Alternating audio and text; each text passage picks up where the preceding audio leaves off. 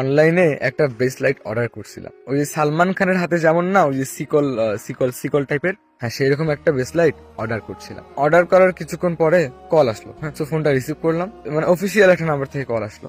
ফোনটা রিসিভ করার পরে শুনতে পেলাম একটা মেয়ের ভয়েস, বলতেছে যে স্যার অমুক পেজে একটা অর্ডার ছিল আপনার, এই ব্যাচটা কি কনফার্ম করব?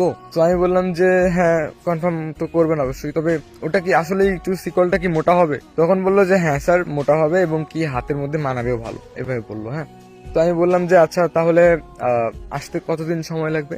বললো যে 2 থেকে 3 দিনের মতো সময় লাগবে। এরপর আমি বললাম যে আচ্ছা তাহলে কি আমি আপনার সাথে কন্ট্যাক্ট করতে পারবো না, মানে জিনিসটা কবে আসবে বা কিভাবে যোগাযোগ করব? তখন বললো যে স্যার ওগুলো পার্সেল যারা পাঠায় দেয় বাসায় ওরাই আপনার সঙ্গে যোগাযোগ করবে, আপনার ওখানে পাঠায় দিবে, তারপর আপনি ক্যাশ দিয়ে দিবেন, হাতে পাওয়ার পর দেখে শুনে ক্যাশ দিবেন।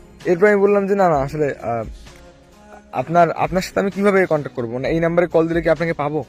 তখন বললো যে না স্যার এই নাম্বারে কল দিলে পাবেন না। এরপরে আমি বললাম যে তাহলে আপনার নাম্বারটা দেন, তা না হলে অর্ডারটা কনফার্ম করিয়েন না, কারণ আমি চাই না যে আমার অর্ডারটা মারা যাক। আমি আসলে এগুলো বিশ্বাস করি না।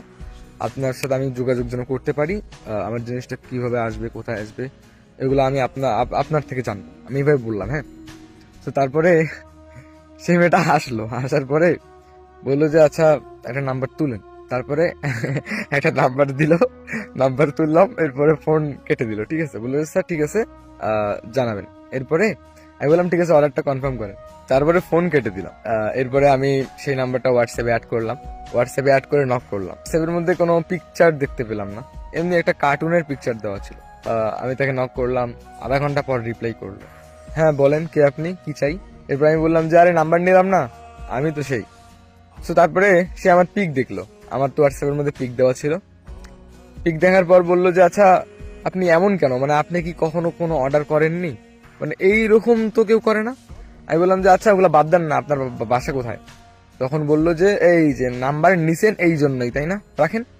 এই কথা বলে সে ব্লক মেরে দিছে। হ্যাঁ তো তারপরে আমি আবার একটা নাম্বার থেকে কল করছি, মানে এরকম করে প্রায় সে 7-8 বার ব্লক মারছে, 7-8 বার মেসেজ কল টল বারবার দিচ্ছে। ঠিক আছে, সো এরপরে সে ক্লান্ত হয়ে যায়, ক্লান্ত হয়ে বলে যে আচ্ছা আপনি কি চাচ্ছেন বলেন তো। তারপর আমি বললাম আপনার বাসা কোথায় বলেন। সো এরপরে বললো আমার বাসা পাবনা। তখন আমি বললাম পাবনা, মানে পাগলা গারদে থাকেন নাকি, ওই জন্য মাথা তার মারছি মনে হয়। তখন বললো যে আপনি আবার ফাইজলামো শুরু করছেন, এবার কিন্তু খারাপ হয়ে যাবে। তারপর আমি বললাম যে আমার বাসা রাজশাহী, লং ডিস্টেন্স, অনেক দূর, তবে আপনি যদি চান তাহলে আমি আপনার সাথে মানে দেখা করতে চাই।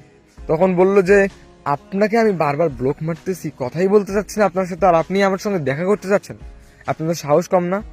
শুনেন আপনি একজন কাস্টমার, তো কাস্টমার হিসেবে আমার যা ব্যবহার করার সেটা আমি আপনার সঙ্গে করছি, ভুলেও কিন্তু আমাকে চেতাবেন না, যদি আমার মাথা গরম হয়ে যায় না তাহলে কিন্তু আপনার অবস্থা খারাপ করে ফেলবে। এরপর আমি বললাম যে আচ্ছা ঠিক আছে একটু রেগে গিয়ে বলেন না, দেখি কেমন লাগে।